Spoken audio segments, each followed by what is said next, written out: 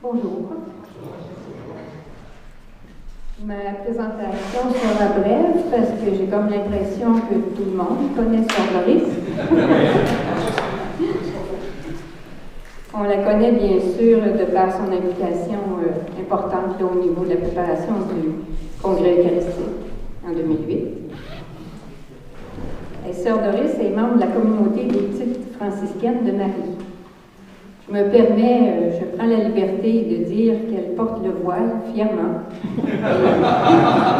depuis une trentaine d'années. Elle occupe actuellement le poste d'agente de pastorale diocésaine et travaille particulièrement au niveau de la communion des communautés. Bien ça? Entre autres choses, je pense. Sœur Doris a été pendant 12 ans responsable du Centre d'animation François de Laval. Elle a publié en 2007 un livre portant le titre « Prier 15 jours avec François de Laval ». Vous en avez sur la table en arrière. Alors, Sœur Françoise, excusez, j'ai une bonne amie qui s'appelle Sœur Françoise. Sœur Doris est la personne tout indiquée pour nous entretenir sur l'esprit et l'action missionnaire du bienheureux Monseigneur de Laval. Merci d'être avec nous. Plaisir, pas de souci. Une amie qui s'appelle ça. Sœur François, c'est le nom de ma supérieure générale. Puis Diane, c'est presque le nom que ma mère avait pensé au départ me donner. Puis finalement, ça a été Doris. Puis vous savez, Doris, ça veut dire don de Dieu. Donc, quand j'ai travaillé au Congrès eucharistique, l'Eucharistie, don de Dieu pour la vie du monde, je me disais, mon Dieu, le Seigneur avait choisi. Puis, Doris aussi, c'est une petite barque, hein, si vous allez dans le dictionnaire. Donc, j'avais, je dirais, le profil de l'emploi. On peut dire ça comme ça. Ça reste quand même des souvenirs ou un des événements majeurs de ma vie, cet événement, cette aventure qu'on a vécu ensemble, l'événement du Congrès eucharistique. Et je dirais, j'avais été repêchée en 2004 par le cardinal Ouellet à Guadalajara pour cette fonction, mais ça m'appelait à quitter le centre Monseigneur de Laval. Faut dire que j'ai assumé ce service-là pendant une douzaine d'années avec beaucoup de joie, beaucoup d'amour. Je suis arrivée en 1993 au centre François de Laval, à quelques mois après la dernière translation des restes de Monseigneur de Laval. Et quand j'étais venue ici pour l'embauche, parce que c'est encore providentiel le fait que j'ai été demandée au Centre d'animation François de Laval. Juste ma petite histoire. J'ai une formation en administration. Si vous ne le savez pas, vous l'apprenez. Donc, je suis née en 62 à Chibougamau. Je vais vous en parler tantôt. Je suis entrée en communauté en 82. Je venais de compléter un DEC en administration. Donc, je travaillais à la communauté en administration. Je m'en viens ici à l'Université Laval pour une année de théologie en 92, 93. Puis, à un moment donné, je devais prendre un poste à Baie-Saint-Paul. Fait que je suis un cours pour prendre un petit peu m'informer, synthèse de la vie chrétienne donnée par Mme Lisette Montmigny-Brodeur. Et pendant ce cours-là, j'apprends que je n'irai pas à Baie-Saint-Paul, donc que je pourrais faire une autre année d'université. Puis, à le dernier soir du cours, Lisette me dit, « Sœur Doris a dit, j'ai appris qu'il cherche quelqu'un pour le centre d'animation François de Laval. Puis elle dit, je pense que tu es la personne qu'il faudrait pour ça. » Bon, c'est la première chose quand on t'offre un emploi, tu dis pas non. Puis ça, tu dis, gardez. Mais ce qui arrive, c'est que j'en parle à personne, mais 3 semaines après, on m'appelle. Et la personne qui devait prendre le poste s'est désistée. Fait que c'est là qu'on m'appelle, puis on dit, pareil que vous feriez bien ça. Fait que je suis venue. Fait que là, j'ai dit, c'était Mario Dufour qui était vicaire. En tout cas, je savais rien sur Monseigneur de Laval. J'étais venue une fois, en 1982, avec des amis, prier à l'Ancien Tombeau. Puis j'avais lu, je pense, la revue qui venait de sortir sur Monseigneur de Laval. Puis je suis une fille qui vient de Chibougamau, qui n'est même pas du diocèse de Québec. Donc, quand ils m'ont donné l'emploi, j'ai dit, je savais que je serais peut-être plus à l'aise de vous parler de François d'Assise que François de Laval. Mais, en tout cas, et mon premier contact avec Monseigneur de Laval, ce que je me suis rendu compte, c'est un petit peu ce que mon frère Gilles Bureau vous racontait, c'était toutes ces démêlés politiques, avec l'eau de vie, le conseil souverain. Fait que là, j'ai dit, ouais, Fait que j'ai l'autre jour, au supérieur du séminaire, j'ai vu le problème avec Monseigneur de Laval, ce qui a été évêque. Fait que parce que je regardais Marie de l'Incarnation, tu sais, on disait bien des belles affaires, elle avait été une mère de famille. Puis en plus, il est béatifié en 1980. Hein. Puis on commence à penser de son processus, l'héroïcité des vertus en 1960. Qu'est-ce qu'on est en train de vivre, nous autres ici au Québec, la Révolution tranquille. Puis toute figure d'autorité, on ne veut rien savoir de tout ça. Fait que je me suis dit, je pense que le problème, c'est nous autres. Parce que c'est contemporain. Quand on lit de la Colombière, c'est sûr que c'est une oraison funèbre, hein? Mais il nous dit, est-il possible qu'il soit mort, cet homme qu'on avait tant de plaisir à voir vivre? Ah, j'ai dit, coudonc, c'est drôle, hein? Les gens qui ont vécu avec lui, puis auprès de lui, ils n'ont pas la même perception que ceux qui en parlent aujourd'hui. Fait que je m'étais dit, quand j'ai accepté l'emploi, quand j'entends le service, je suis une fille de Saint-François d'Assise, je me suis dit, à travers l'évêque, à travers l'homme de Dieu, je vais essayer d'aller chercher comment peut-il être une source d'inspiration pour nous aujourd'hui. Puis, à travers l'homme de Dieu, à travers l'évêque, faire aimer l'Église. Parce que l'Église, c'est pas facile de faire aimer l'Église. Pour une fille de François, c'est plus facile. Parce que pour François d'Assise, même au Moyen Âge, j'aurais tout ce qu'il a fallu pour faire bien des reproches à l'Église.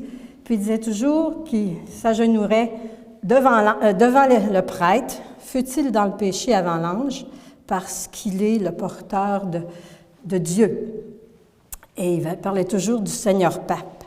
Donc, François d'Assise avait cet amour, ce grand amour de l'Église.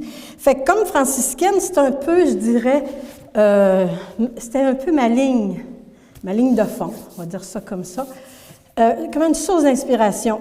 Et de fait, cette semaine, là, je sors un peu, j'étais reclus, ça fait longtemps que je ne m'étais pas donné ce bonheur d'être un peu en réclusion, parce qu'imaginez que j'aurais à prêcher la retraite aux évêques au début janvier, du 6 au 10, sur François de Laval. Donc, ça faisait comme un petit bout, là, c'est sûr, je le connais, j'ai creusé beaucoup, mais là, ça faisait longtemps que je n'avais pas plongé plus intensivement dans les écrits de Monseigneur de Laval. Fait, je vous ai lu cette semaine, M. Bureau, j'ai passé à travers du livre, j'ai relu bien des choses. Je vais dire un mot sur mon livre parce que je pense que c'est un complément. M. Bureau, vous l'avez entendu, c'est l'historien. Je dirais, moi, c'est plus la spirituelle. On va dire ça, quoi que M. Bureau en dit des certains aspects. Le défi que j'avais eu le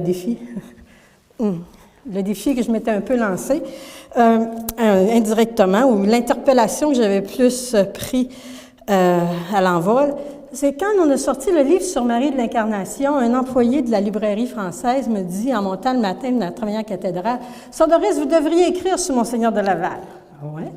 Bon, OK. Fait qu'il me dit ça comme ça, mais ça avait resté dans ma tête.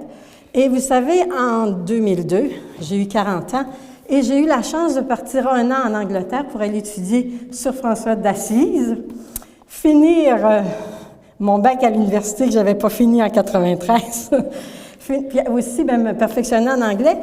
Et avant de m'en aller, j'arrête à la librairie française, puis je dis au monsieur qui m'avait interpellé, il dit « Comment qu'on fait ça, écrire un livre? » Ben là, il m'a donné un nom, puis il m'a donné quelqu'un, fait j'ai communiqué.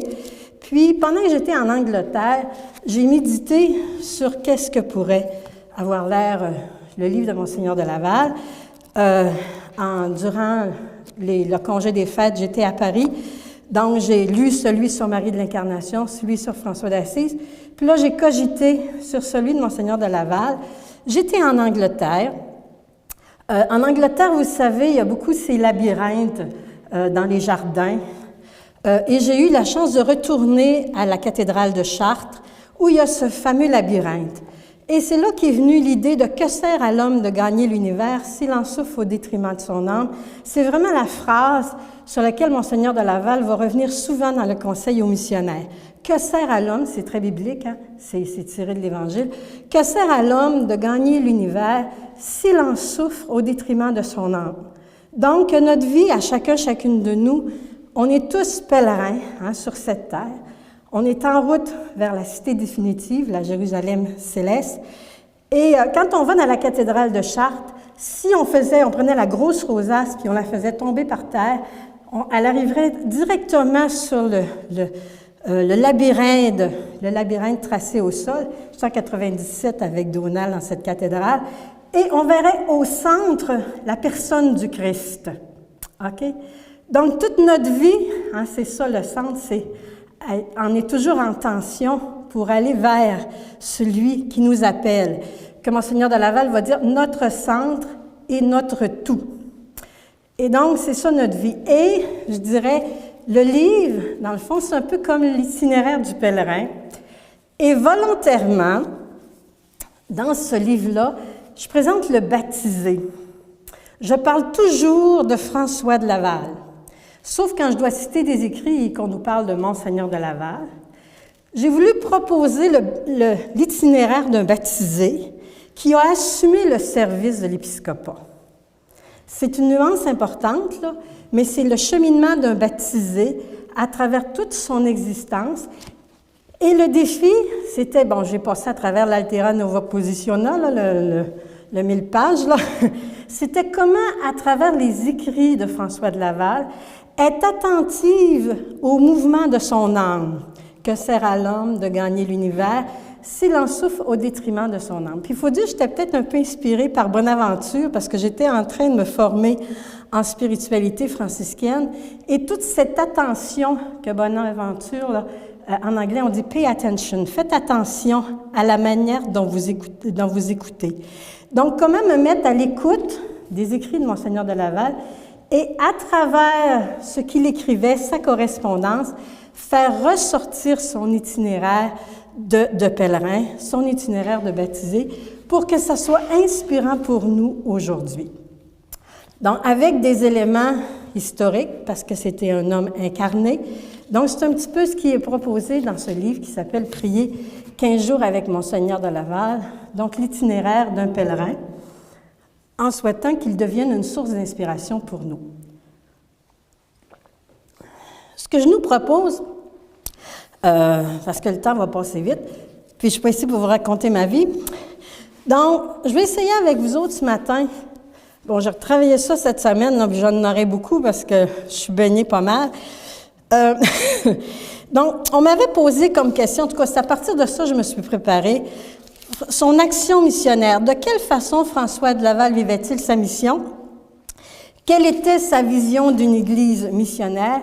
Quelle a été son influence et quel élan a-t-il insufflé? Ce matin, si on prend la première parole de Dieu, on nous dit comment invoquer le nom du Seigneur sans d'abord avoir cru en lui, comment croire en lui sans avoir entendu sa parole, et comment entendre sa parole si personne ne nous l'a proclamé. Hein? C'est une loi qui semble bien normale, là. Mais c'est quand même la loi de la vie. Hein? On a tous à être appelés des témoins. Et cette semaine, dans ma réclusion, j'ai commencé à lire ce livre-là, et on parle, entre autres, je parle de ça parce que je vais arriver avec Monseigneur de Laval, inquiétez-vous pas. Donc, l'acte évangélisateur, dans sa nécessité, là, Saint Paul va nous dire qu'être missionnaire n'est pas une option. Être missionnaire n'est pas une fonction. L'acte évangélisateur apostolique fait partie de la grâce de tout baptisé. L'acte évangélisateur est pris dans la dynamique intérieure de la grâce, de la rencontre avec le Christ et la réception de la vie du Christ. Et on dit que Paul est passé de persécuteur à apôtre, d'apôtre à envoyé, d'envoyé à témoin.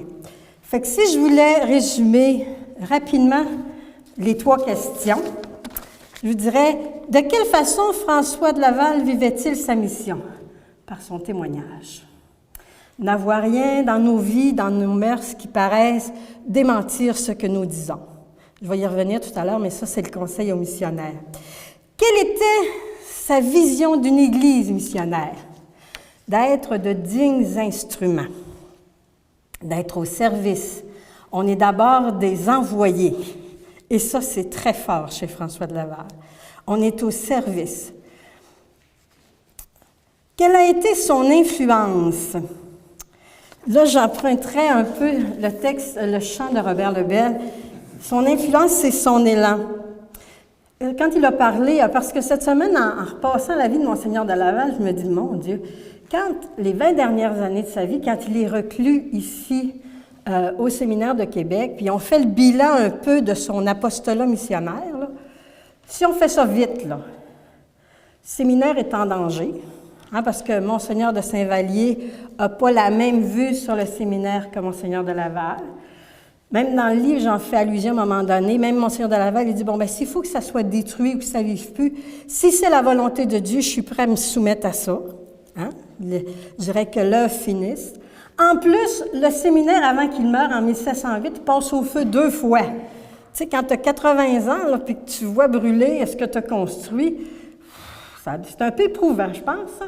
Donc, séminaire. L'eau de vie, monsieur Bureau, l'eau de vie, il a perdu le combat. Je dirais, il s'est défendu, je dirais comme on dirait un diable dans l'eau bénite, mais ça n'a rien donné. Je dirais, bien, ça n'a rien donné extérieurement.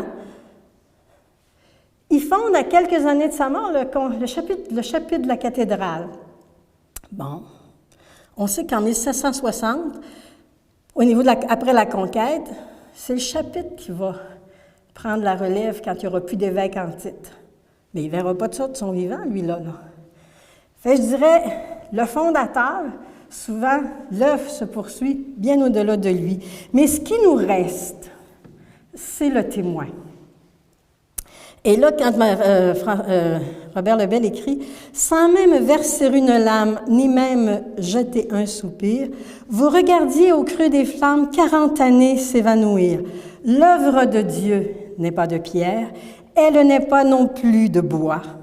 L'âme et le cœur de cette terre se construisaient sur votre foi. » Et là, ça, je dirais, sur la foi audacieuse, c'est un homme exceptionnel. Cette semaine, je repassais les lettres du frère Houssard. Il faut être en bonne santé quand on lit ça, parce que c'est... le frère Houssard, là, il était 20 ans à servir Monseigneur de Laval, fait que c'est un ascétique assez raide, Monseigneur de Laval, là, coucher sur le Dieu puis manger de la viande avariée. Mais par contre, ce qu'il nous laisse, ce qu'il nous dit, c'est, quand il parle de Monseigneur de Laval, il nous dit le feu et l'amour qu'il y a dans ses yeux.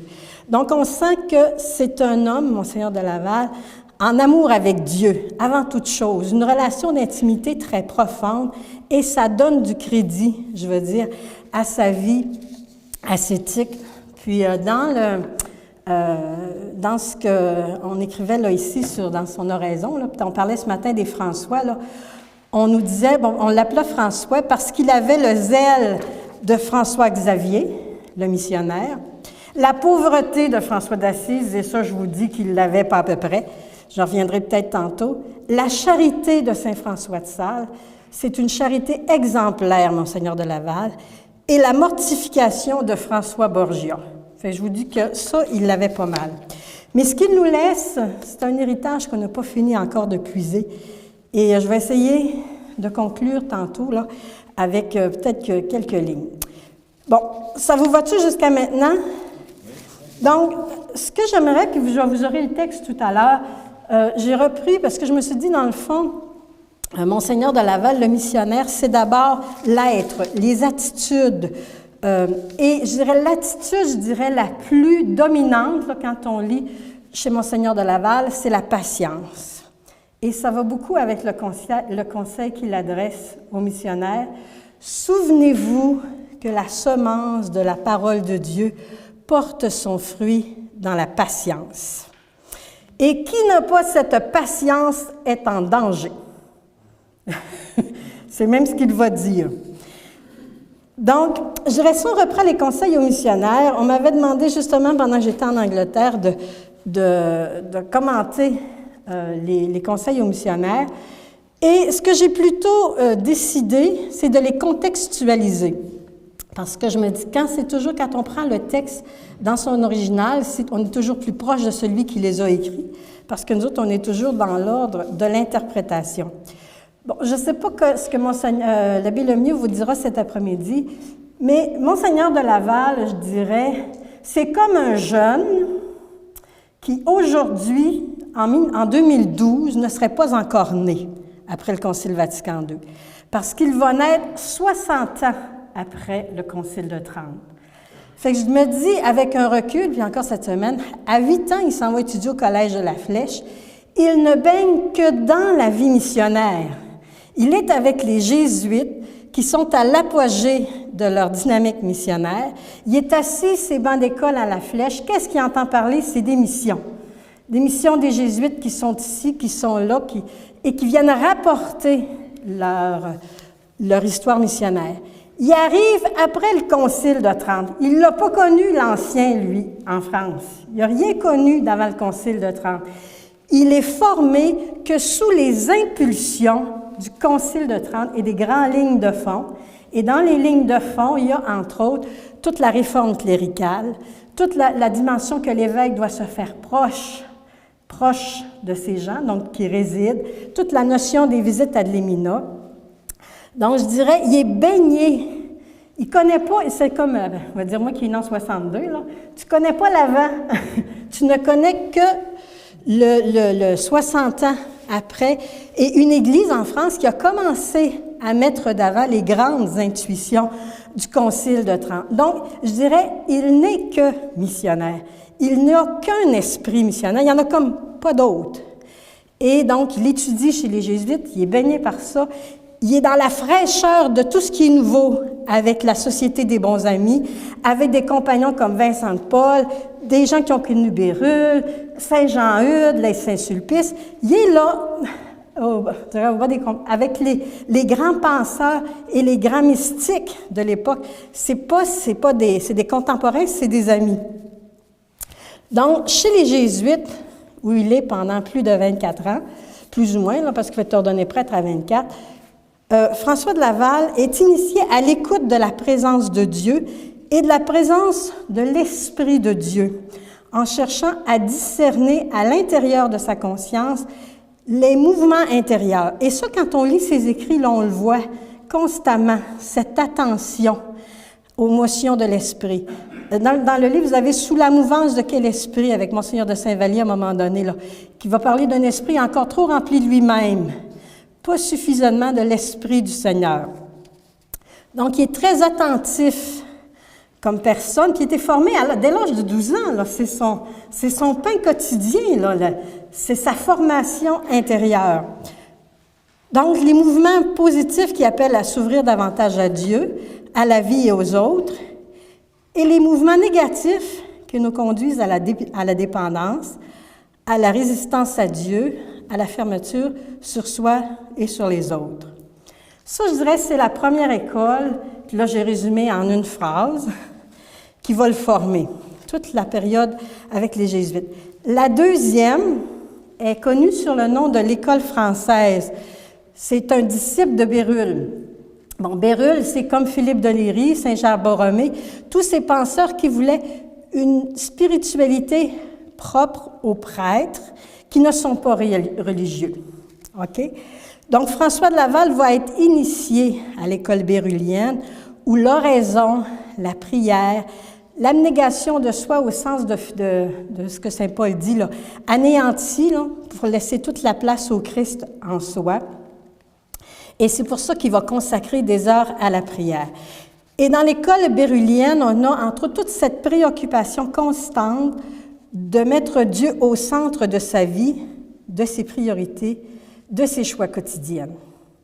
Pour compléter cette formation spirituelle, il va faire 1 an de droit canonique.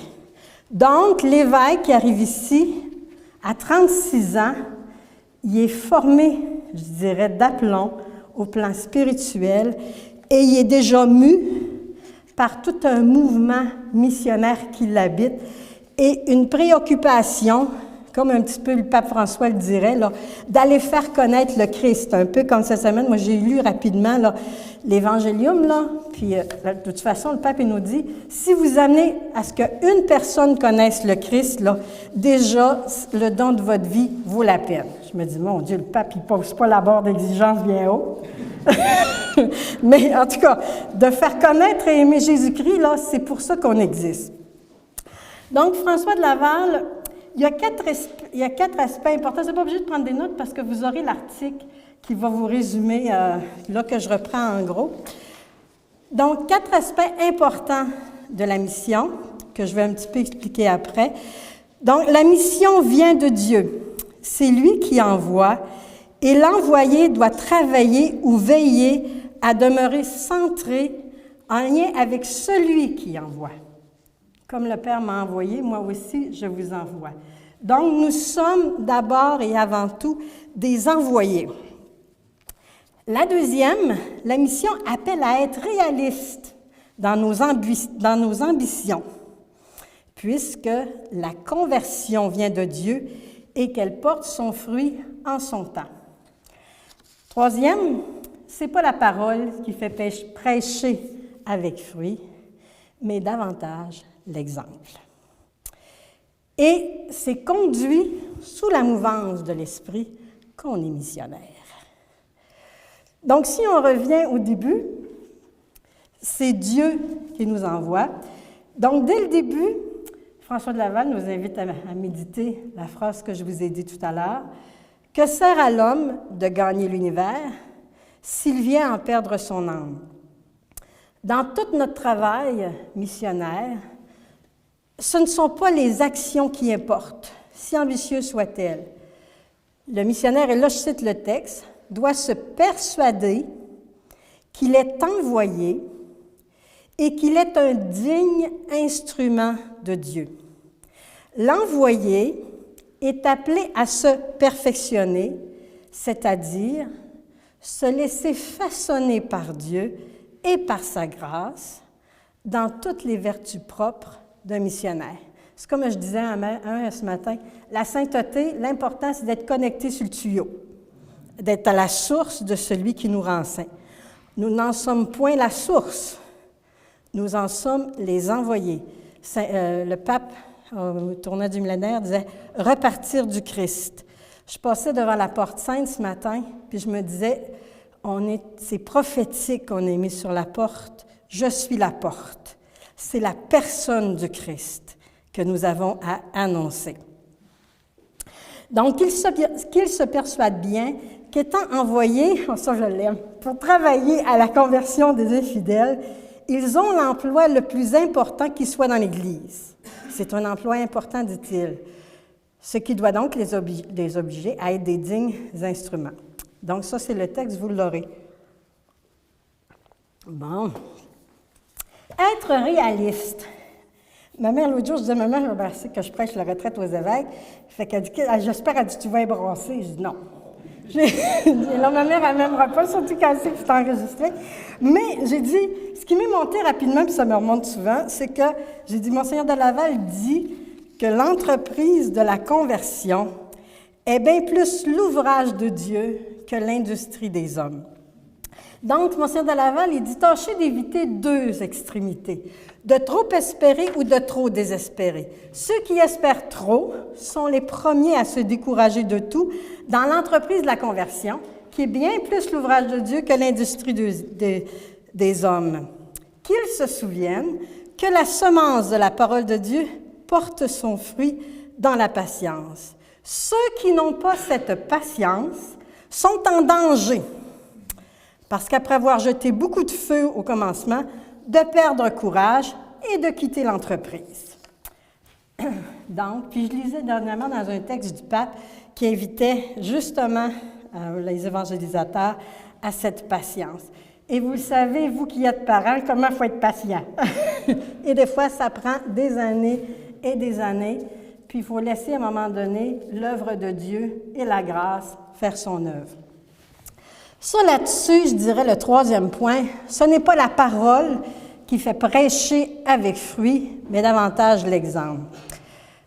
Dans ce bref conseil, François de Laval nous introduit pratiquement, à mieux comprendre, la liste des talents qu'il va énumérer, parce qu'après ça, il va énumérer des talents pour être des bons missionnaires.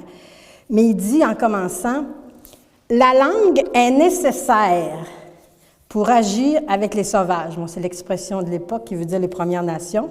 « C'est toutefois une des moindres parties d'un bon missionnaire. De même que dans la France, de bien parler français. Ce n'est pas ce qui fait prêcher avec fruit. Et là, il va nous donner l'étalage, je vais vous les dire là, tranquillement, sous la mouvance de l'esprit, quels sont les talents, je dirais les attitudes pastorales qui font les bons missionnaires. D'abord, les talents qu'il va énumérer invitent à la cohérence entre la parole et l'action. Il rappelle la vigilance et à veiller à être un digne instrument. Cette vigilance doit même se transporter dans l'ordre des choses à faire, des paroles à dire, et dans la prière mue par la vie de l'Esprit Saint dans le cœur et dans l'âme de l'envoyé. Il va dire « être rempli de l'Esprit de Dieu ». Cet Esprit doit animer nos cœurs, nos paroles et nos cœurs. La bouche parlant de l'abondance du cœur. Avoir une grande prudence par le choix et l'ordre des choses à faire. Moi, ici, c'est là que je trouve que son côté ignatien très fort. Là. La prudence, l'ordre des choses, le discernement. Avoir une grande prudence pour savoir éclairer l'entendement et fléchir la volonté. Nos tendances charnelles, là. Puis tout ce qui porte poids là est parole perdue. Avoir une grande application pour ne pas perdre un moment de salut des âmes. Parce qu'il dit, bon, il faut être très vigilant, je ne dirais pas tout là, soyons vigilants, et là, il parle beaucoup de douceur et d'amour. N'avoir rien dans nos vies, dans nos mœurs qui paraissent démentir ce que nous disons, et qui peut mettre de l'indisposition dans les esprits et dans les cœurs qu'on veut gagner à Dieu. Parce qu'il va dire un petit peu plus bas, souvent, une parole d'aigreur, une impatience détruiront en un instant ce que l'on avait fait en un long temps. Là-dessus, vous faites des signes de la tête, on aurait bien des exemples. On le sait, maintenant, on peut faire une impatience, puis là, on a eu 50 actes de patience, ça vient tout de partir. C'est la cohérence, là, c'est pas facile. Il faut se faire aimer par sa douceur, sa patience et sa charité pour gagner les esprits et les cœurs, pour les gagner à Dieu. Il faut créer le climat de confiance, l'apprivoisement. Quand on les a apprivoisés, qu'on a créé le climat, là, on peut leur parler de Dieu. Souvent, une parole d'aigreur, c'est là qu'il dit d'impatience. L'Esprit de Dieu demande un cœur paisible, recueilli, et non pas un cœur inquiet et dissipé. Là, il rejoint Saint Paul, quand il dit, là, quand vous êtes inquiète, allez prier. C'est à peu près ça qu'il dit, Saint Paul. Il faut un visage joyeux et modeste, il faut éviter les railleries et les ris déréglés qui est contraire à la joyeuse modestie. Donc, ici, là, je pense qu'on est vraiment au cœur, là, je dirais, de l'être missionnaire. Ça va jusque-là? Donc, je dirais, tantôt, je parlais un petit peu de, si on faisait un peu son bilan missionnaire, et je vais y arriver, là, dans quelques minutes, pour aller un petit peu plus loin, puis peut-être avec des intuitions pour pousser plus loin l'action missionnaire du premier évêque. Donc, on sait que le séminaire de Québec, bon, il l'a vu brûler. L'eau-de-vie, c'était aussi un combat qu'on pourrait dire perdu, jusqu'à une certaine limite. Puis sur la question des paroisses, on voit vraiment dans les écrits de Monseigneur de Laval l'intention que les paroisses soient amovibles, donc non fixes, pour qu'elles le soient selon l'esprit des premières communautés chrétiennes. Un petit peu comme tout à l'heure, M. Bureau disait, bien, tout se réglait en France. Puis là, cette semaine, en regardant ça, je me disais, mon Dieu, si le roi n'avait pas été là, qu'est-ce que ça aurait pu être différent? Entre autres, sur la question des paroisses. Parce que Monseigneur de Laval voulait des cures non fixes, puis celui qui a tranché pour lui dire, bien, il faut qu'elle soit comme en France, c'est le roi. Sur bien des aspects, c'est le roi qui a tranché. C'est pas le pape à Rome, là. C'est le roi. Donc, sur l'intuition qu'il y avait derrière l'aspect des paroisses. Bon, M. Bureau faisait allusion tout à l'heure à sa proximité comme évêque, je dirais, comme ici en Nouvelle-France. Bon, c'est sûr que il n'y avait pas tant de monde que ça, vous l'avez dit, 10 000 personnes quand il meurt, quand il arrive 3 000 4 000, plus d'arbres, hein, il y a d'Amérindiens que de gens, mais des gens quand même ici aux alentours qui sont en proximité.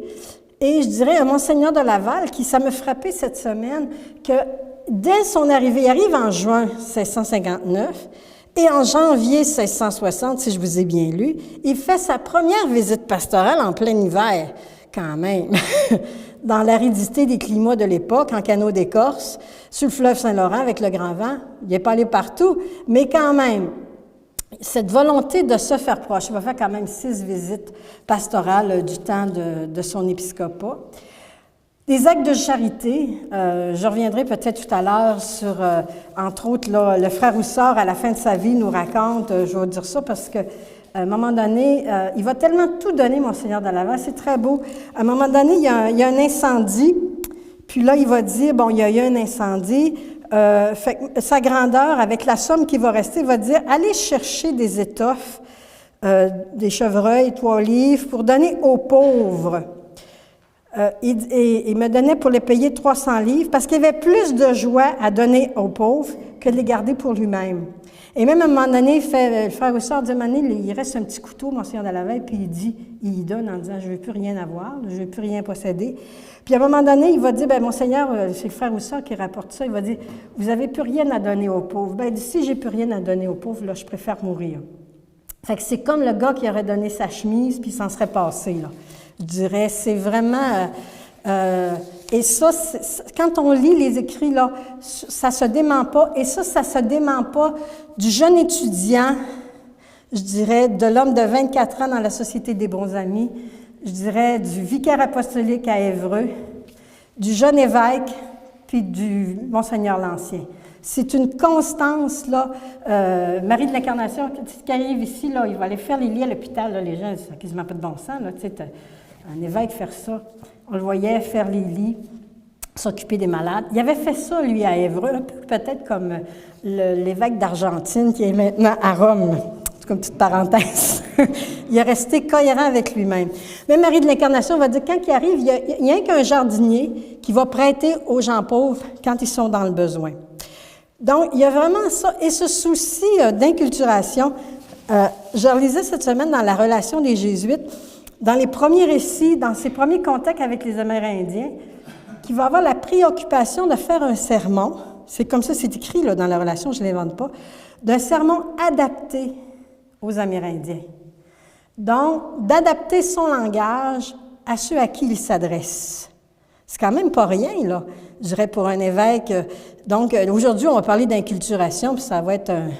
On peut comprendre là, qu'il a signé la lettre de Térulien, parce que ce souci d'aller porter au plus proche la parole de Dieu et qu'elle soit accessible à leur niveau. En tout cas, on lit ça dans la relation des Jésuites. Puis à un moment donné, on lit qu'il va faire un banquet, là, puis il va recevoir les Amérindiens à sa table, puis il va les servir, là. Il ne se laissera pas servir, c'est lui qui va les servir. Donc, si les gens l'ont dit, c'est qu'ils l'ont vu. Je dirais, tu n'irais pas écrire des affaires que tu ne vois pas. C'est la même chose pour la prière. Passer plusieurs heures devant le Saint-Sacrement, c'était la manière dont l'évêque se délassait des fatigues que lui procurait son zèle. C'est ce qui va être écrit. Donc, encore là, je dirais, si des gens l'ont vu, c'est qu'il l'a fait. Ça va jusqu'à maintenant. Bon, il me reste à peu près une vingtaine de minutes. On va essayer de voir... Là, je vais me risquer dans quelque chose que j'ai travaillé cette semaine puis que je vais vous proposer, qui risque de ressembler un petit peu à la conclusion de la retraite que je prépare pour les évêques. J'ai relu, c'est Alain ce matin qui demandait si j'allais faire comme je fais avec je présente plus Monseigneur de Laval, après ça je fais un survol historique, puis j'arrive au Concile Vatican II. Mais ce que je veux nous proposer, c'est différent. Je suis allée il y a quelque temps à une conférence sur le Concile Vatican II. Puis là, je vais me permettre une petite analogie. Bon, je suis née à Chibougamau, dans une paroisse qui appartenait aux Oblats, des missionnaires. Donc, puis moi, je suis née en 62, je vous l'ai déjà dit. La ville de Chibougamau a été fondée en 54. OK, moi, mes parents sont arrivés à Chibougamau en 58. Donc, moi, quand je nais en 62, ma ville natale, elle a 8 ans. J'ai réalisé ça il n'y a pas longtemps, ma ville natale, elle a 8 ans. C'est vrai qu'aujourd'hui, elle a un peu vieilli, mais elle a 8 ans. OK? Donc, c'est une ville qui s'est bâtie sur les fondements de Vatican II.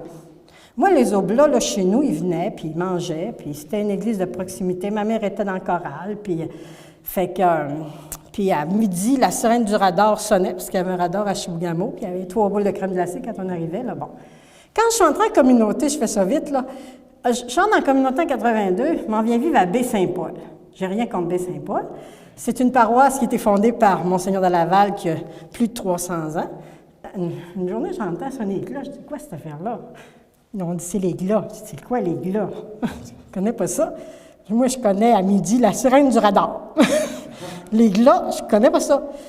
Les gardes paroissiales, je ne connais pas ça. Les processions eucharistiques, j'ai jamais vu ça. Parce que je suis née à Chibougamau en 62, après le Concile Vatican II.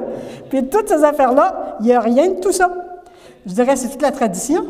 Puis là, je me suis dit, regardons, Monseigneur de Laval, lui, il arrive après un concile, ce serait comme un séminariste dans 20 ans, d'ici, là, qui a 25 ans, 70 ans après qu'on a passé à travers, il n'y a plus de personnes qui se souviennent avant le concile, ou presque, là. Puis là, il arrive.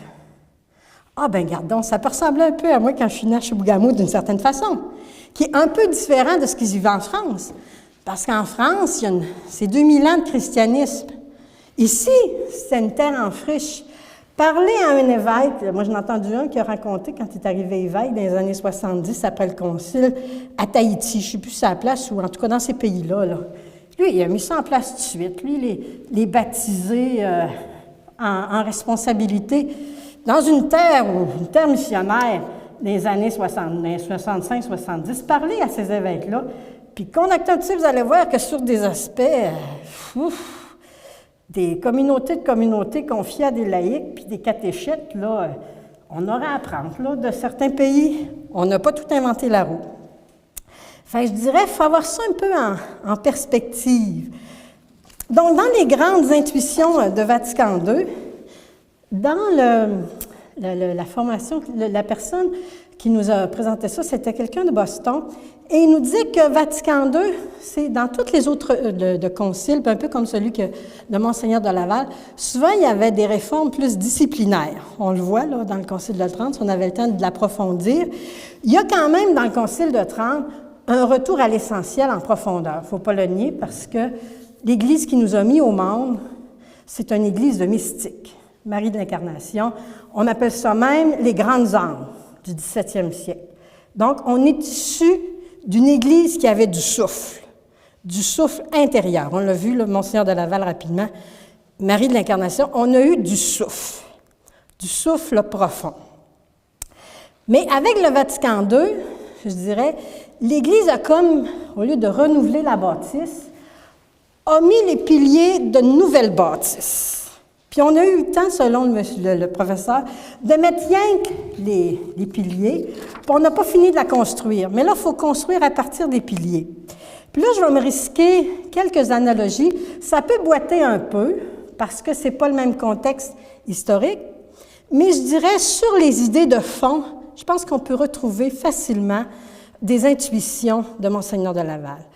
Le premier pilier qu'on nous dit du Concile Vatican II, c'est une théologie qui est plus trinitaire, dans la dynamique de la relation, de Dieu dont on veut partager l'être, et la révélation se trouve dans une personne. Bon, à l'école bérulienne, avec Monseigneur de Laval, c'est très christocentrique. C'est vraiment remettre le Christ au centre de toute action et dans ses relations avec les autres. Et puis là, on le voit chez l'évêque, c'est le refus de toute forme de supériorité liée à son titre. En tout cas, si vous lisez les écrits, là, vous direz que son titre d'évêque, là, je dirais, il n'en a pas fait une préséance. Je dirais, dans sa vie, dans sa personne, il reste humble et vraiment au service. Le deuxième pilier de Vatican II, on parle de l'engagement au dialogue pastoral et œcuménique. Bon, on s'est entendu qu'en Nouvelle-France, les protestants, c'était pas trop fort, mais il y avait quand même les Amérindiens. Et on peut voir que dans sa relation avec les Amérindiens qui ne partageaient pas la foi catholique pour tous, Il y a vraiment, comme je le disais tout à l'heure, un réel souci d'inculturation. Et vraiment une recherche à travers son langage de se faire proche. Puis la manière, bon, c'est sûr qu'il s'est porté à leur défense par rapport à la condition de l'eau de vie. Bon, il y a beaucoup de détails qui pourraient nous permettre de voir comment aussi dans sa propre vie, François de Laval, il a essayé, et pas juste essayé, il a partagé la condition de vie des gens qui vivaient ici. Quand il va faire sa visite pastorale, il couche à terre, il va chez les gens où il est reçu. Même ici, dans sa vie de séminaire, il n'y a pas la plus belle chambre, plus luxueuse. Puis, je dirais, il ne veut pas avoir de ces choses qui sont dans l'ordre de la supériorité et de rester en proximité. Même, on rapporte un moment donné, bon, je vous avais le feu de tantôt, mais il y en a eu un autre, puis il va aller faire porter des couvertures. Donc, toujours là, cette proximité. Bon, dans le troisième pilier, on parle de Vatican II, c'est la priorité du baptême commun à chaque disciple du Christ, là, le fameux sacerdoce baptismal, pas le fameux, mais l'important, je dirais, sacerdoce commun de tous les baptisés, et que le sacerdoce ministériel est au service du sacerdoce baptismal. On sait que c'est l'intuition profonde de Vatican II. Bon, je dirais, c'est sûr qu'au niveau des intuitions du 17e siècle, en tout cas, moi, à travers ce que je lis, je ne vois pas toujours une démarcation très claire entre laïcs et prêtres. Parce que, Monseigneur de Laval, il y a des bons amis, autant qui sont laïcs qu'il y en a qui sont prêtres. Et ça n'a pas l'air à faire tant de problèmes que ça. Puis, il n'a pas l'air à avoir une classe puis une sous-classe. OK? On dit que souvent, François de Sales a été pour les laïcs, ce que Bérulle a été pour le sacerdoce baptismal. Il y a une recherche aussi, c'est François de Laval, de donner aux baptisés, je dirais, une manière de vivre leur foi. Et il y avait déjà la confrérie pour les hommes, et c'est là qu'il va fonder la confrérie de la Sainte Famille pour que les femmes aussi ne soient pas en reste. Parce qu'il y avait quelque chose pour les femmes, il y avait quelque chose pour les hommes, puis il a autorisé en 1664 la fondation de la confrérie de la Sainte Famille pour les femmes. Je reviendrai tout à l'heure. Bien, c'était la manière de l'époque, là. Je dirais, c'est comme ça que ça fonctionnait. C'était pas une séparation pour, c'était propre. Comme il va y avoir les chevaliers de Colomb et les filles d'Isabelle, à un moment donné, il y a des choses qui c'est peut-être bon. Des fois que ça se passe entre hommes, ça se passe entre femmes puis entre couples. C'est différent. Donc, on cherche que toute l'école française a été quand même à la recherche de faire des prêtres, des bons pasteurs pour conduire les hommes à Dieu. Bon, c'est sûr que souvent dans notre langage à nous, là, c'est moins l'utilisation, mais il y avait vraiment cette préoccupation d'amener et de conduire à Dieu. Et on voit que chez François de Laval, la primauté de cela, c'est par l'exemple de vie. Dans le quatrième pilier qu'on parle de Vatican II, on parle de l'action renouvelée de l'Esprit Saint. Bon, sous la mouvance de l'Esprit Saint, là, un fils de Saint Ignace. Puis quand on lit les textes, je ne reviendrai pas sur celui-là que je vous ai dit tout à l'heure, mais comment l'important d'être mu par la vie de l'Esprit. Bon, le cinquième pilier, on faisait référence, c'est la collégialité épiscopale. Bon, c'est sûr, quand tu es tout seul l'évêque, c'est difficile d'être en collégialité avec un autre. Je ne viendrai pas sur toute la question de Monseigneur de Saint-Vallier parce que c'est une situation qu'il faudrait contextualiser. Je dirais, par contre, ce qui est intéressant, c'est de voir que quand il est évêque, on voit, il y a des amis. Il reste ici, hein, pas loin avec ses amis, dans le presbytère. Puis c'est pour ça aussi qu'en 1684, il va créer le chapitre. Bon, aujourd'hui, on voit le chapitre qui prie, mais il avait quand même consulté les prêtres. Bof, sans trop exagérer, puis peut-être pas trop en gonflant, mais ça faisait comme un peu conseil presbytéral, qu'on pourrait dire. Puis, et bon, et ça va prendre du temps parce qu'il n'y aura pas d'argent, mais il va le mettre sur pied quand même plus tard. Et comme je le disais au début, on voit que la création du chapitre va nous sauver la vie en 1760, parce que quand il n'y aura plus d'évêque en titre à cause de la conquête, puis que Monseigneur Briand, bien, c'est le chapitre qui va prendre la relève pour quelques années. Bon, puis concernant toute la question de l'eau de vie, il a pris la peine de consulter des théologiens à la Sorbonne pour voir comment il aura à gérer ça, là. Parce qu'avant d'arriver à l'excommunication, fait qu'il a quand même pris, je dirais, des informations. Bon, le sixième pilier, on parle d'une église pèlerine, une église qui n'est pas parfaite, hein, l'église sacrement du salut. Ça, je me disais, au Concile Vatican II, on a ajouté un 8e sacrement, l'église sacrement du salut. Bon, moi, je pense qu'à travers l'exemple de vie de Monseigneur de Laval, ça s'exprimait dans d'autres mots. Ça serait difficile d'en faire un parallèle complet. Mais il y a quand même cette préoccupation d'être, comme je disais tout à l'heure, un digne instrument et que par le témoignage de vie, c'est comme ça qu'on amène les gens à rencontrer Dieu. L'exemple entraîne. Donc, je me dis, si je suis une personne à le vivre, une deuxième personne à le vivre, une troisième personne à le vivre, une quatrième personne à le vivre, bien, ça finit, c'est une communauté qui est en train de le vivre. Parce que c'est des personnes qui font des communautés. Je ne sais pas si vous le saviez, là, mais c'est comme ça marche. OK? Donc, moi, je dirais, bon, ça, c'est vite dit, là, je dirais sur les 6 piliers des intuitions. Je pense que les intuitions de fond sur les œuvres, parce que j'en ai parlé un peu, il y a l'exemple de vie qui est fondamental, qui fait le bon missionnaire. Et je dirais, ça passe aussi par la création. Bon, moi, Gilles, tantôt, faisait allusion à la fondation du Séminaire de Québec. Notre frère Gilles Routier a repris récemment l'acte de fondation du séminaire et il disait que dans l'acte de fondation du séminaire, il y a 2 choses importantes qui m'apparaissent fondamentales pour nous qui sommes en Église actuellement comme prêtres, comme diacres, comme femmes de diacres, comme agents de pastoral, et même auprès des baptisés que nous sommes appelés à ce qu'ils partagent de plus en plus le leadership pastoral. Dans la question du séminaire, Monseigneur de Laval, il veut que ce soit une institution qui forme à une vie intérieure solide et qu'elle permette, je dirais que le séminaire puisse permettre de donner un cadre de vie qui permette à ceux qui sont engagés au service de Dieu de durer dans leur ministère. OK?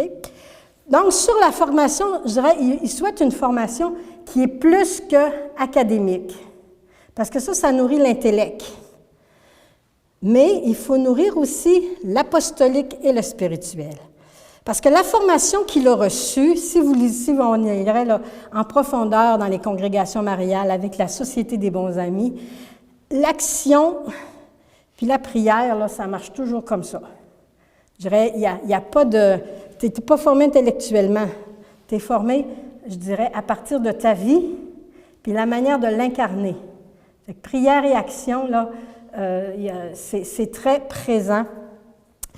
Donc, et moi, c'est ce que je trouve particulier de ce 17e siècle, et parfois, c'est ce que je trouve la pauvreté du 20e siècle, ou du 21e, c'est la formation à la vie spirituelle, qui est l'école de vie intérieure. Les repères et les balises qui nous permettent, dans le creux de la tempête, à aller puiser à l'intérieur de nous-mêmes pour poursuivre. Et c'est cet ancrage-là que nous avons besoin dans le contexte de la modernité. L'autre jour, Denis Petitclerc nous donnait une formation pour les agences de pastoral, puis il parlait de l'exil. Il montrait comment dans Babylone, je dirais, ça a été un lieu d'approfondissement pour le peuple juif. Et ils ont approfondi la loi de Moïse et ils l'ont saisi autrement, que c'était plus le temple à Jérusalem, mais que Dieu était aussi présent sur leur terre d'exil. Donc, la culture actuelle, il faut s'y incarner. Moi, j'en ai un iPad, puis j'ai un téléphone intelligent, parce que j'ai une nièce de 5 ans et demi, puis je me dis, si je veux comprendre sa culture, il faut que je l'apprenne. Puis sur mon FaceTime, ça me permet parfois d'y parler. Puis j'envoie des textos à ma nièce de 15 ans, de 14. Parce que je me dis, il faut user sainement, mais je dirais, il faut entrer dans cette culture, l'inculturation. Donc, l'importance de cette formation à la vie intérieure. Puis l'école du 17e siècle est une école importante. Puis la formation jésuite, il y a d'autres spiritualités, mais on voit que c'était cette préoccupation-là chez François de Laval lorsqu'il fonde le Séminaire de Québec. Et de donner un cadre de vie qui permette de durer dans le ministère. Parce que vivre comme missionnaire ici au début de la Nouvelle-France, dans l'isolement, dans la solitude et dans l'exil, bien, c'est important d'avoir des gens avec qui tu soignes l'amitié. Donc, c'est un petit peu ça qu'il y avait dans l'esprit quand il ne voulait pas que les paroisses soient fixes, pour que les prêtres puissent revenir ici, à la résidence, s'y nourrir, s'y former et retourner. Donc, la dimension et l'importance du cadre de vie. Bon, là, je ne rentrerai pas dans des parallèles, mais on sait que c'est important pour nourrir la condition de disciple. Il faut avoir ces lieux qui nous recréent intérieurement pour nous permettre de durer dans le ministère. Je dirais quelques mots sur la confrérie de la Sainte Famille. Quand Monseigneur Gagnon était curé à la cathédrale, on se disait, il me semble qu'au niveau de la confrérie de la Sainte Famille, qui a été fondée en 1664, il y aurait une intuition à retrouver pour aujourd'hui. Bon, je me risque sur quelque chose. Je me disais, François de Laval, là, sur la question de la Sainte Famille, il voulait proposer comme modèle, sans tomber dans la bondieuserie. Je ne sais pas si c'est cette semaine le fait que je suis à l'île d'Orléans, au Bercail de Nazareth. Je me disais, la famille à Nazareth, il y a quelque chose de modeste à Nazareth. 30 ans, dans la vie ordinaire. Puis je me dis, il me semble qu'il faudrait aussi creuser, bon, une spiritualité familiale autour de Nazareth. Puis, je dirais, dans la complexité des familles, d'avoir des propositions pour d'autres modalités. Joseph, là, pour un père de famille, qui soit en couple, marié, célibataire ou monoparental, il y aurait des choses, il y aurait, même si comment Joseph a pris soin. Bon, mari, mère, monoparentale, faut pas se leurrer, on a des situations de famille qui sont complexes, on en a tous dans nos familles, mais il faut proposer à ce monde-là l'idéal chrétien, il faut être plus inventif. Puis il me semble qu'il y aurait une intuition à aller chercher dans la question de Nazareth. Puis je me disais, mais pourquoi pas ressortir les anges gardiens pour les enfants? C'est le nouvel âge est en train de les prendre. Chez Monseigneur de Laval, la dévotion aux anges gardiens, c'est quand même pas si mal. Moi, j'ai connu ça quand j'étais petite. Puis des fois, l'ange gardien, il me semble qu'il me donne des petits avis, là, qui fait que, sans connaître toutes les formes, chérubin, puis ci, puis ça, là, mais je dirais, puis la spiritualité de la famille autour de Nazareth, que le couple soit, c'est sûr, il faut proposer l'idéal pour la famille chrétienne, mais en même temps, je dirais quelque chose de la vie de Nazareth. Bon, sur la question des paroisses, là, je me dis, l'intuition de Monseigneur de Laval sur toute la question des paroisses amovibles, le piège dont il parlait, c'était souvent le piège de l'appropriation et de l'installation. Bon, je ne vous ferai pas de dessin, mais j'accompagne des communions de communauté. Donc, des fois, je suis avec des hommes, je ne les nommerai pas trop, là, mais tout en commun pour servir la mission, là. Quand Saint Paul dit que la source de tous les maux, c'est l'amour de l'argent, c'était bon il y a 2000 ans, mais c'est encore bon pour aujourd'hui. Donc, les plus gros portefeuilles en Église ne sont pas souvent ceux-là qui se partagent le plus vite. Faut se dire ça, là, parce que c'est la réalité. Moi, j'ai vu, parce que j'ai travaillé sur des dossiers au diocèse, fait que les portefeuilles, je les ai comme toutes vus, hein. Fait que, si on mettait tout ça en commun, là, de la créativité, on pourrait en avoir en masse. Donc, il y a des lieux de conversion. Pour servir la mission, là, on a vraiment des lieux de conversion à faire visiter par l'Évangile. Je vais dire ça parce qu'il n'y a pas d'autre modalité. Pour devenir disciple, il faut se mettre ensemble à fréquenter la parole de Dieu. C'est un incontournable. Monseigneur Lecroix nous y invite. Comme fille de François, va répare ma maison qui, tu le vois, tombe en ruine. C'est par la parole de Dieu que ça se fait. Il n'y a pas d'autre chemin.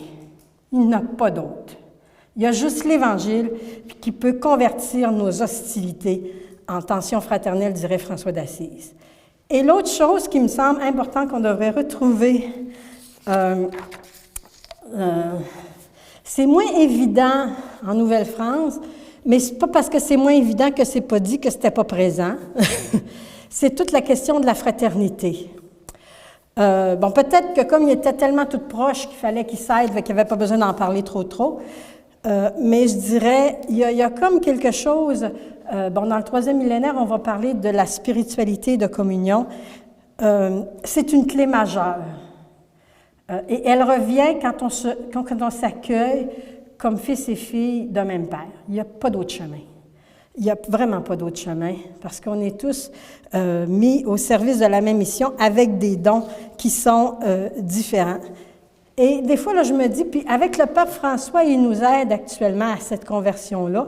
Puis je pense que c'est pas pour rien qu'il a pris le prénom François, parce que à mon point de vue, là, pour être franciscaine, François d'Assise est celui qui est allé au plus loin de l'intuition de ce qu'est la fraternité universelle.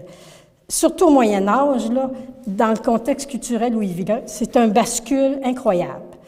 Et ce frère-là, et chez François d'Assise, je ne veux pas trop aller sur ce terrain-là que je connais un peu aussi, sans pouvoir ni domination dans nos rapports les uns envers les autres, parce qu'on est tous les fils et les filles d'un même père.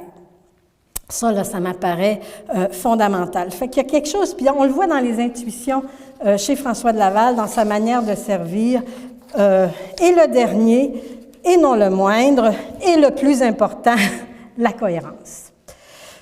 Le plus exigeant. Enfin, je ne sais pas pour vous autres, en tout cas pour moi, là, je me dis, pas évident, là. Et puis je pense que je vais finir là-dessus, il me reste 5 minutes, à peu près. Ce qui est très, très beau, je pense que ça, c'est dans de la Colombière, que c'est dans l'oraison funèbre, là. Puis je réalisais cette semaine qui a été dite 30 jours après la mort de Monseigneur de Laval, dans toute la question, là, de l'eau de vie. OK? Ça n'a pas été un combat facile pour un évêque, comme je dirais, c'est pas facile pour nos évêques aujourd'hui de se lever debout sur des questions qui touchent les lois, comme ce qu'on appelle mourir dans la dignité, l'euthanasie déguisée, là, je dirais, qui est le même enjeu de fond. Moi, quand j'écoutais ça, là, puis j'écoute ça comme vous autres, là, je me dis, l'enjeu de fond, c'est la dignité de la personne humaine dans tous nos débats de société actuellement.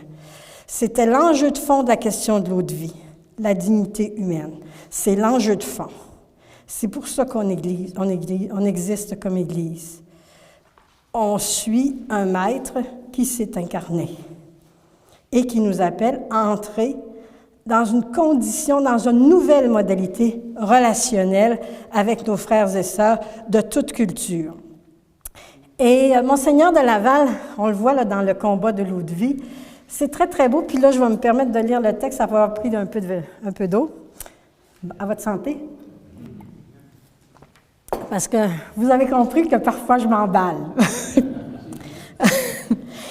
Donc, c'est écrit « La manière hardie et intrépide dont il s'est toujours déclaré pour le bien, lui a attiré toutes sortes de persécutions. Mais jamais aucune ne l'a fait plier contre l'intérêt de Dieu, ni altérer le moins du monde l'amour tendre et affectif qu'il a toujours eu pour ses persécuteurs. » C'est beau, hein? Il me semble qu'on ne le voit pas comme ça dans la photo rouge, là. On a de la misère à s'imaginer quelqu'un qui aurait pu se montrer tendre et affectif pour ses persécuteurs. Toujours prêt à repousser leurs coups et toujours prêt à leur faire du bien. C'est beau, hein? Toujours prêt à leur faire du bien. Bon, l'oubli de ses bienfaits, c'est un petit peu plus loin, je pense.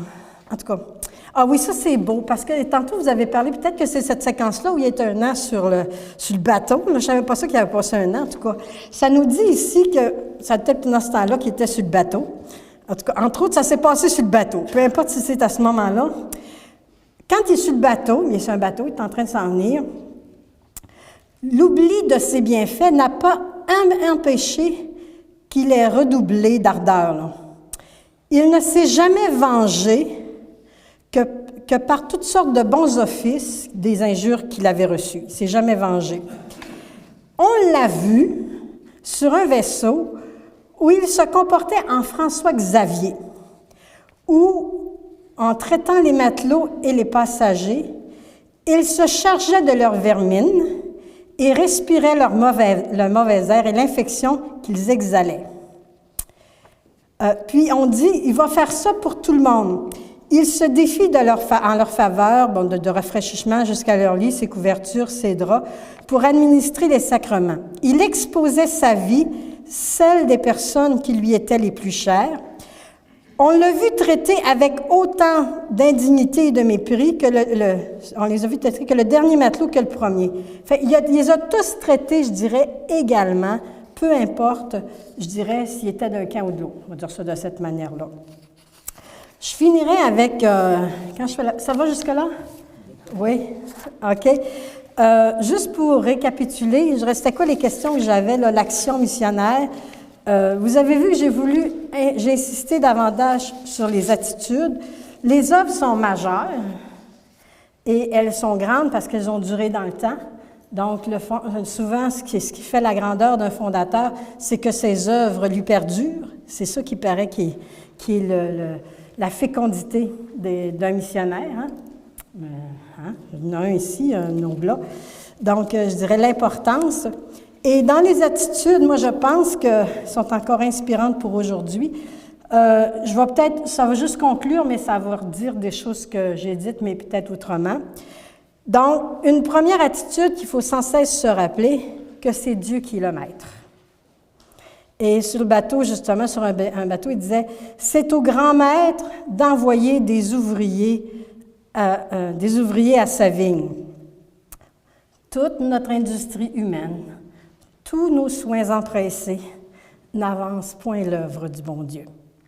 Décourageant, hein? Nous, on pense qu'on fait des belles affaires. C'est notre être en Dieu qui donne du souffle à ce que nous sommes et ce que nous faisons. Donc, Dieu est maître au sens. Puis sur le même bateau, il ne manquera pas d'interpeller, là. C'est un vrai fils d'Ignace, là. Faire tout ce qui dépend de la grâce, puis faire tout ce qui dépend de nous. C'est très... mais Dieu est au centre. Passer plusieurs heures devant le Saint-Sacrement, c'est la manière dont le premier évêque se délassait des fatigues que lui procurait son zèle. Et Marie de l'Incarnation, ça, c'est toute la question.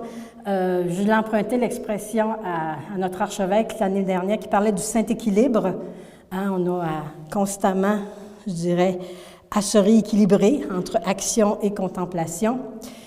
Marie de l'Incarnation, se faire proche du prochain. Une autre attitude, se faire proche du prochain. On l'a vu chez François de Laval, j'aurais pu donner bien d'autres exemples. Marie de l'Incarnation va dire « Monseigneur, notre prélat, y est continuellement pour servir les malades et faire leur lit. On fait ce qu'on peut pour l'empêcher, mais il n'y a point d'éloquence qui le puisse détourner de ses actes d'humilité. » Il faut penser qu'on est au 17e siècle, dans un monde de préséance. Fait qu'un évêque qui s'en va faire les lits aujourd'hui, ça serait rien que normal, là. Mais dans cette époque-là, il faut penser aussi au contexte. Donc, se faire proche du prochain.